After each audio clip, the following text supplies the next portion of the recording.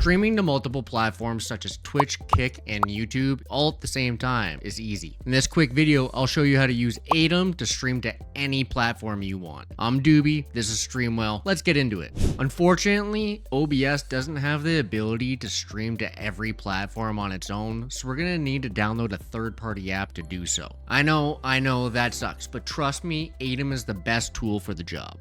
It comes with a bunch of great perks and features, but for now, we're going to focus on its multi-streaming capabilities. We're also going to link our account so we can stream anywhere we want at the same time. First, we want to go to atom.tv, and in the top left corner, click on Products. Then, click on Multi-Stream. This will bring you to the download page. Just click Download Multi for free, and you should start to see the installer download. Just open it up, let it run and finish. And now that that's done, open up OBS if you don't have it already open.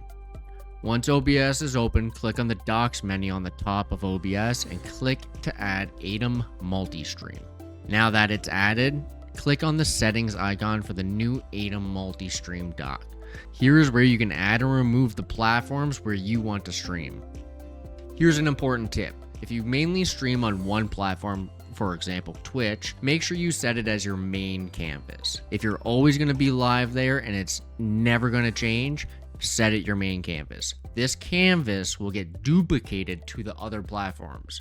Essentially, without your main canvas streaming, you can't stream to any other platform. Once you select your main output platform, you'll have to fill in your stream key.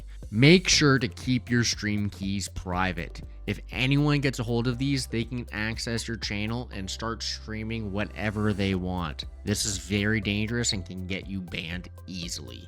Once your main output is linked, you should be able to add additional outputs. And if you have the vertical plugin from Atom as well, you'll be able to stream in vertical format too.